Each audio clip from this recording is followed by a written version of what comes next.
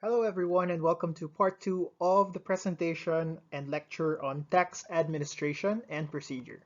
We will resume with the collection of taxes. So for the remedies in general, any reasonable method may be adopted by the government pursuant to the lifeblood theory, which states that the continued existence and effectiveness of the government depends on the regular receipt of public revenue.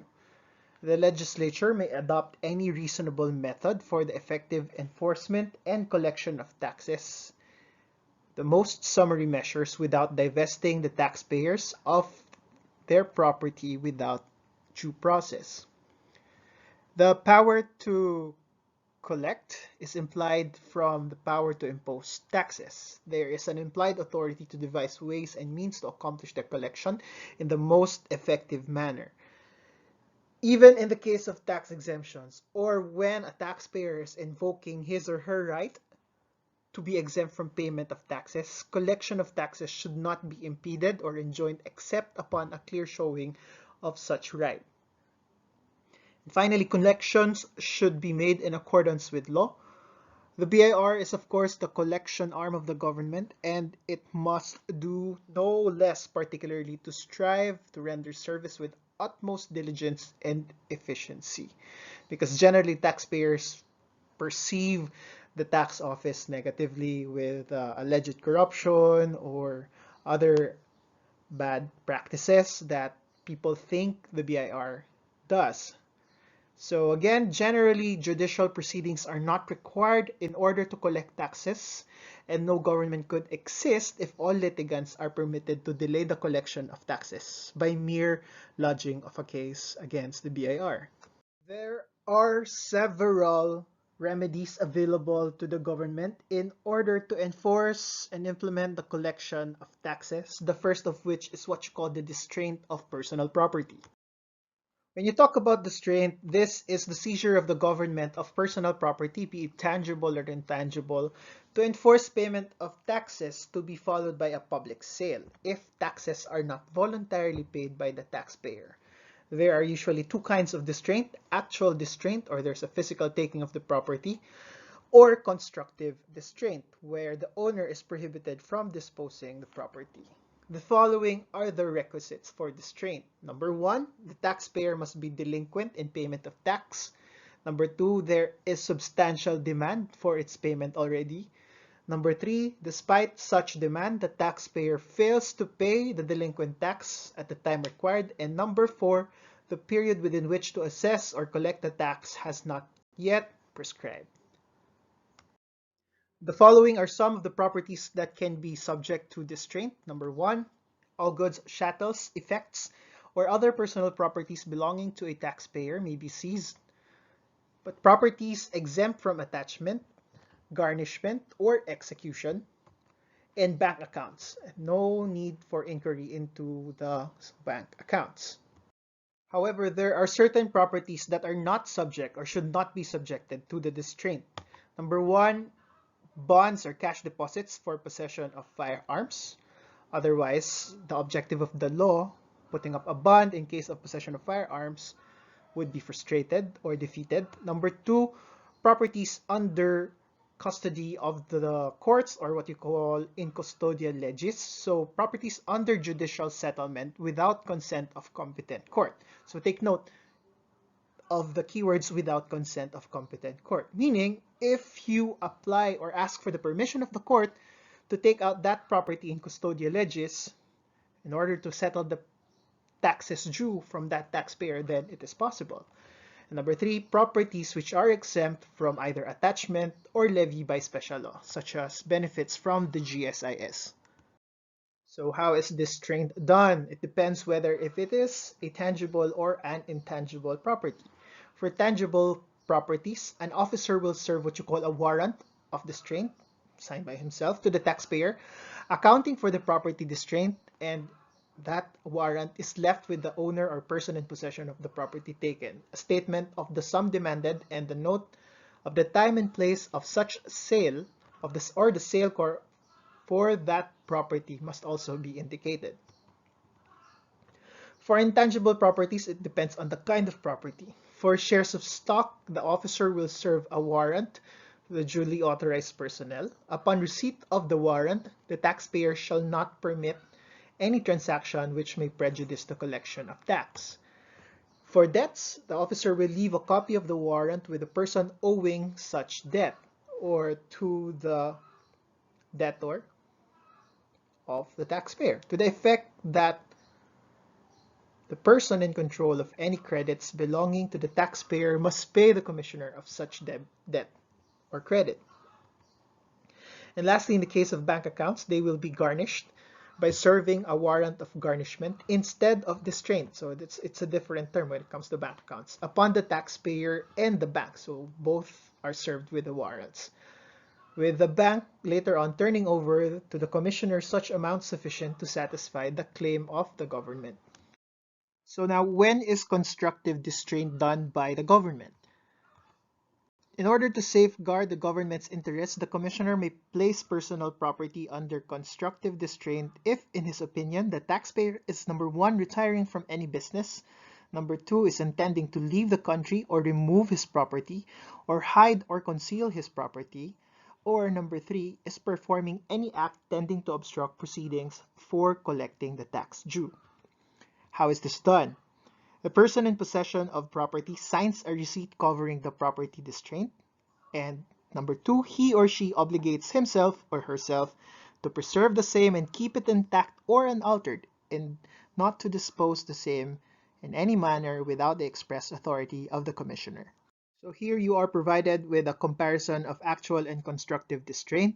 Take note that both cannot be availed if the amount involved is not more than 100 pesos, although it doesn't happen anymore these days. The primary distinction between the two is that in actual distraint, there is an actual taking of possession or transfer of control of the property. Whereas, when it comes to constructive distraint, there is only a prohibition from disposition of the property. The purpose of an actual distraint is for an immediate step for collection of delinquent taxes, whereas constructive distraint is only for a preventive measure against the taxpayer from disposing that property, pending the final determination of his tax liability. Next, we have levy of real property. As a remedy of the government to collect taxes, the levying or levy is a summary administrative remedy which refers to the act of seizure of real property belonging to the delinquent taxpayer. Such levied properties may also be sold at a public sale if, after seizure, taxes are not voluntarily paid. Take note that this is different from the other concept of levy that we previously defined. Levy as a legislative act, which is to determine the tax of a certain amount or of a certain percentage by enactment of a tax law. So there is a distinction between levying as a legislative act from levying as an administrative remedy. So how is it done? Real property may be levied before, simultaneously, or after distraint of personal property.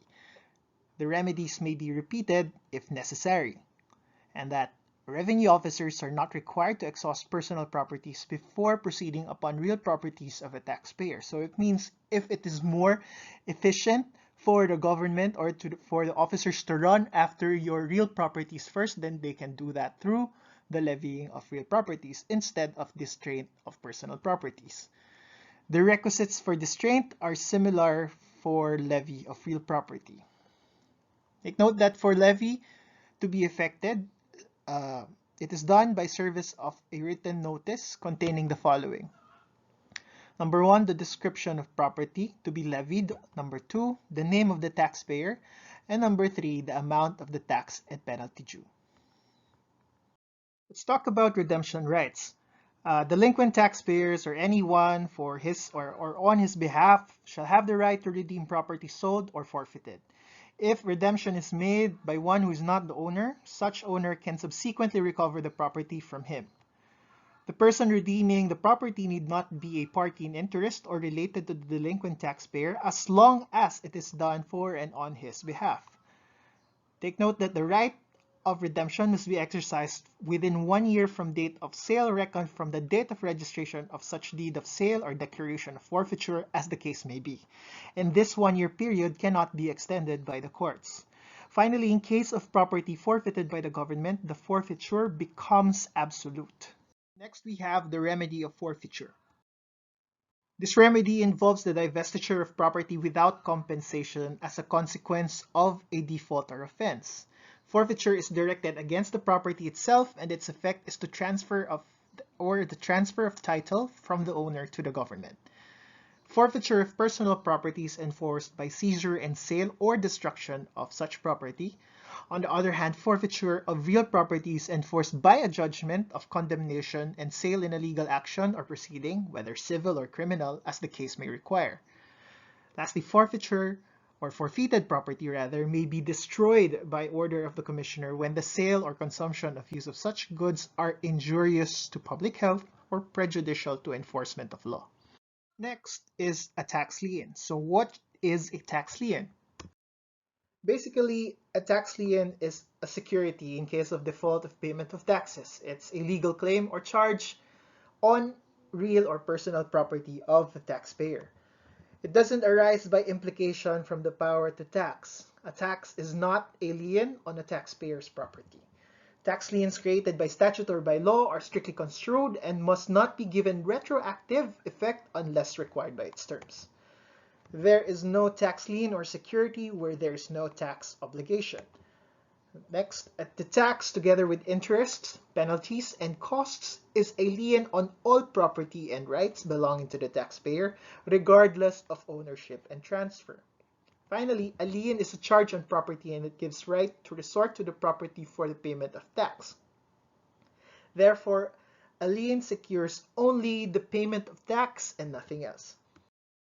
Next, we have compromise and abatement as remedies of the government. Abatement has already been introduced to you at the end of part 1 of this lecture. So what is compromise?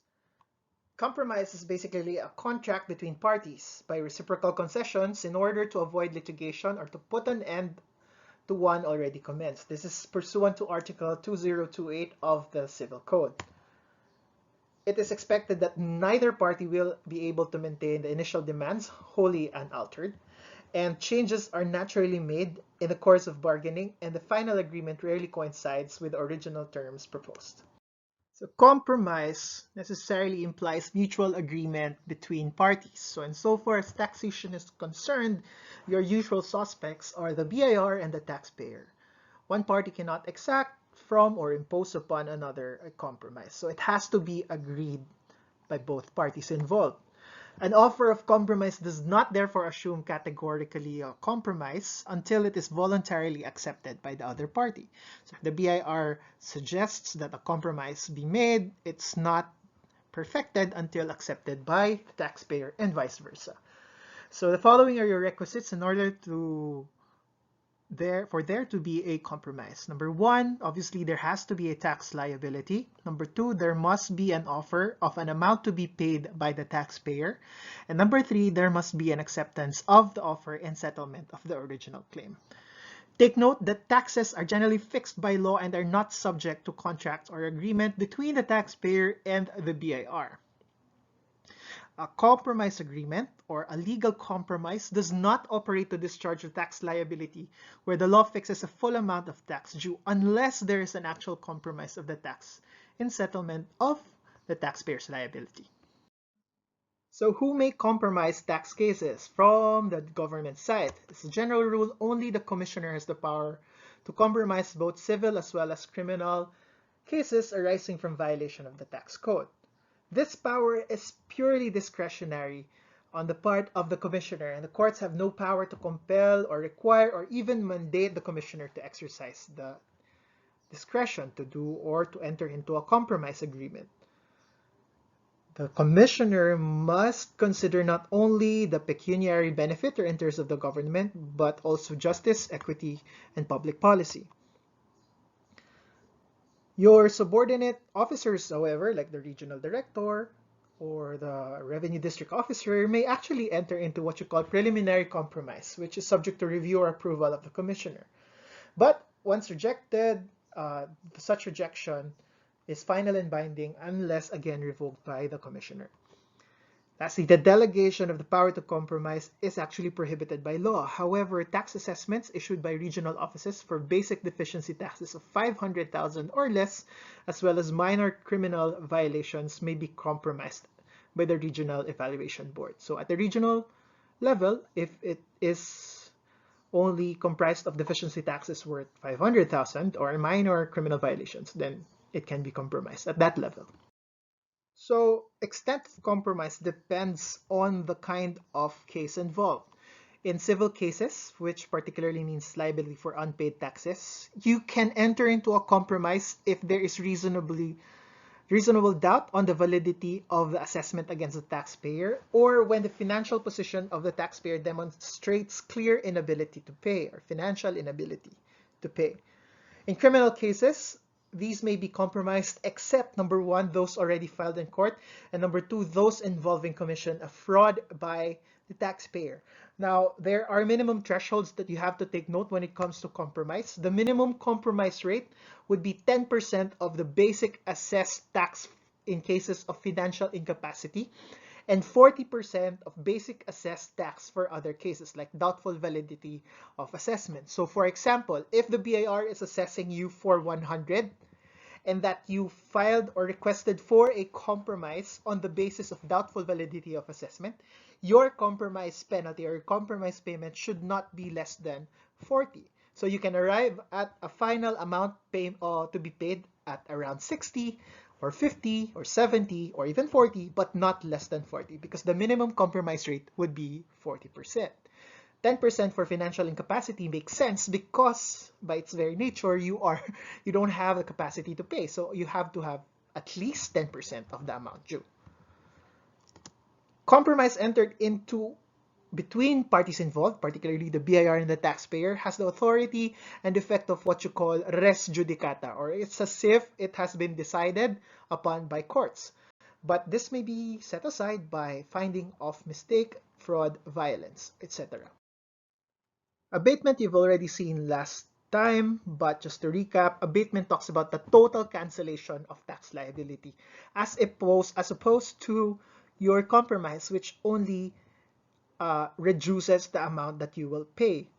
Again, the two bases of cancellation of tax liability is when the assessment is unjustly or excessively made, and number two, the costs involved do not justify the collection of the amount due. So for example, if the total amount of tax due is just 100, but the cost that the BIR will incur in order to recover that 100 would be 120, then it doesn't make sense. As mentioned before, authority of the CIR to abate or cancel liability, tax liability, is generally also applicable to surcharge and compromise penalties, but it may be extended to interest in meritorious cases. Now let's go to informant's reward.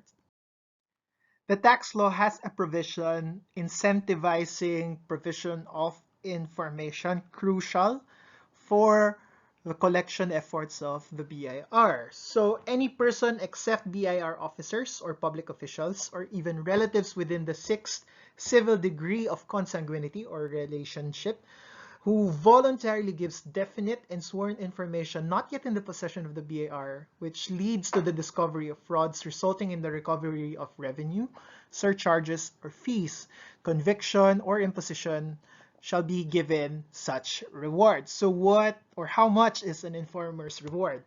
It's 10% of the revenue, surcharges, or fees recovered, or fine or penalty imposed and collected, or 1 million pesos, whichever is lower. That's section 282A of the tax code. So if you have any information that will lead to the collection of taxes, then you might want to remember section 282. If you want to report someone or a company that's trying to evade taxes, then remember section 282. We've been talking about surcharges and interests a while earlier, but just to be certain, we can touch upon it as well. So let's talk about surcharges first. Now, surcharge is an additional amount imposed by law in case of delinquency. This is 50% for false or fraudulent tax returns and 25% for late filing and late payment of tax. These surcharges are imposed regardless of the number of days delayed. So whether you only miss the deadline by 1 day or 1 year, that surcharge is fixed already. So if you owe the government 100 and you missed payment by 1 day, even if you paid the 100, you're liable automatically to a surcharge of 25%. You will be prima facie considered or preliminarily considered to have filed a false or fraudulent return if you have what you call, or you have committed what you call a substantial under-declaration of taxable sales, or substantial under-declaration or over-declaration rather of deductions or deductible expenses. Failure to report sales exceeding 30% or claim of deductions exceeding 30% of actual deductions shall also render the taxpayer liable for 50% surcharge. So if the BIR discovers that you over-declared your expenses or under-declared your taxable sales, which both operate to lower the tax, that net income, and effectively lower the tax due, that constitutes prima facie evidence of false and fraudulent return, then you will be imposed to 50%. You will be imposed with a 50% surcharge.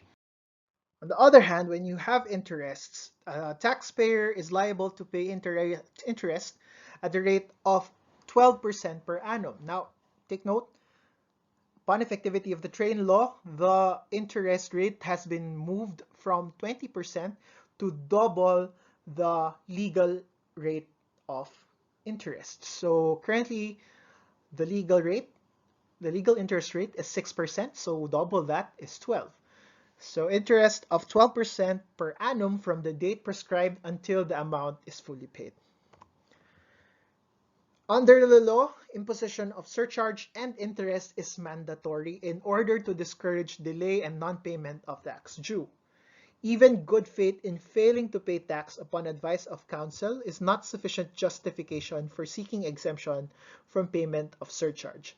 So as future business leaders, the most important thing that you can recall or take away perhaps from this lecture is that do not forget the deadlines for payment of your taxes. Otherwise, you will have to pay a hefty price, literally, because of the surcharges and interests.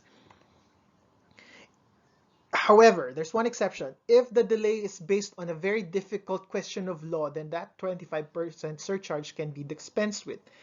There are instances when the BIR or the tax office actually waive the surcharge based on an interpretation on when the last day or the deadline will fall or when it will become due. But that was a few years ago. I don't think that's been an issue ever since. After the administrative remedies, you also have judicial remedies. So when is judicial action pursued?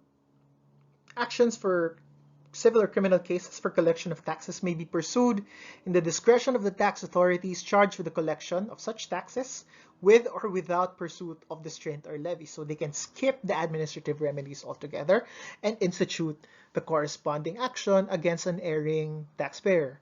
Your civil action refers to actions instituted by the government to collect internal revenue taxes at the regular courts, the MTCs or the RTCs, depending on the jurisdictional amounts involved.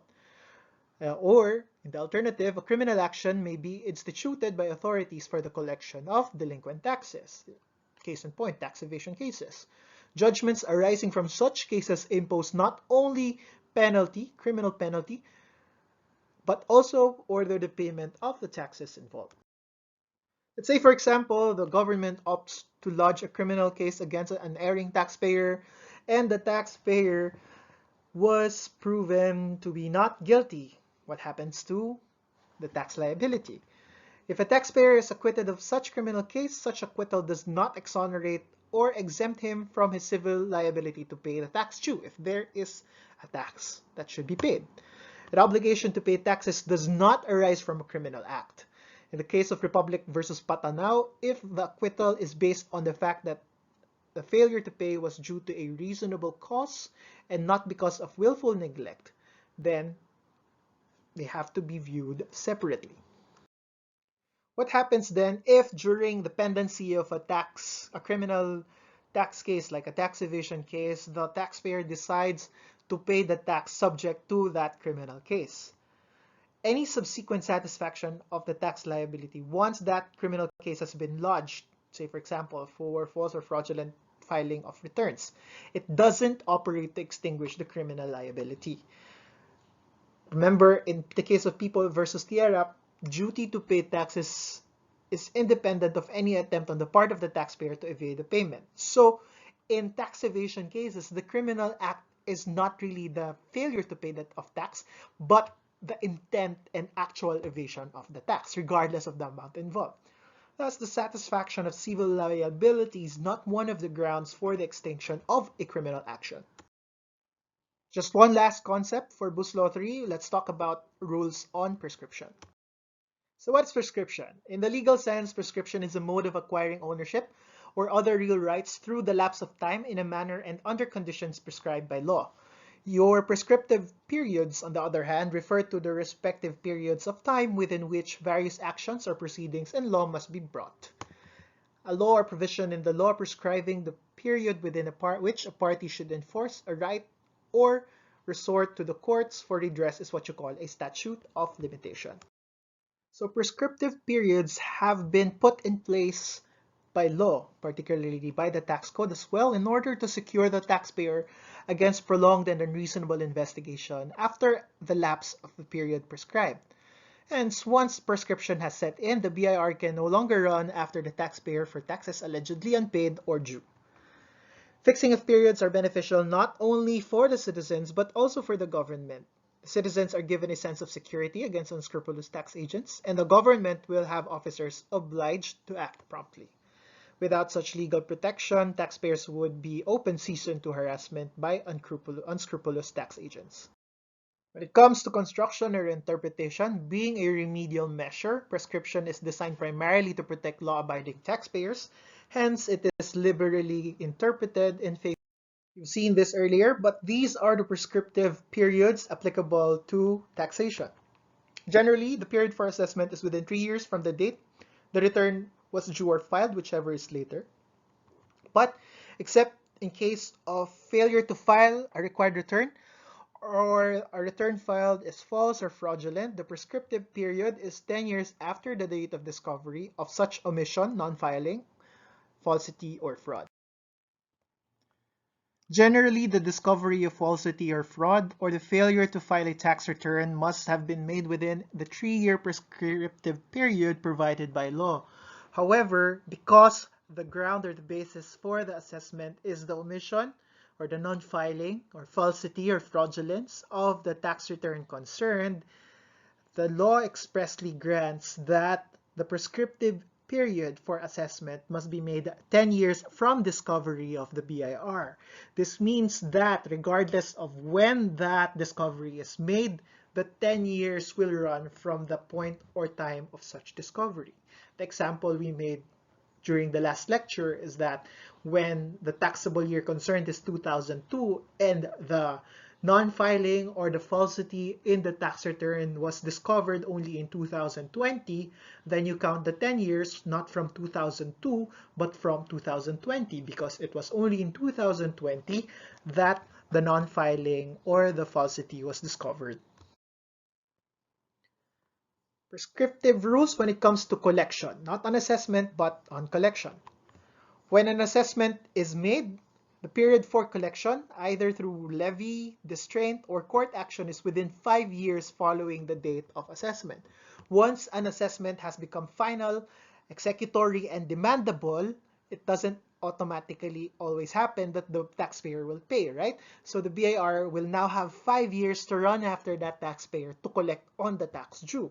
If the BIR does not make any collection efforts or fails to collect within that 5 years after the assessment is made, then prescription will also set in. If there's no assessment made and a return was filed, collection on the part of the BIR must be done within 3 years after the return was due or filed, whichever is later. periods may be extended subject to subsequent written agreements. And on that note, we finish our lecture on tax administration and procedure, as well as our course, CLWTAXN. Once again, I thank you for taking this course with me this term, and I wish you all the best in your future endeavors. Goodbye.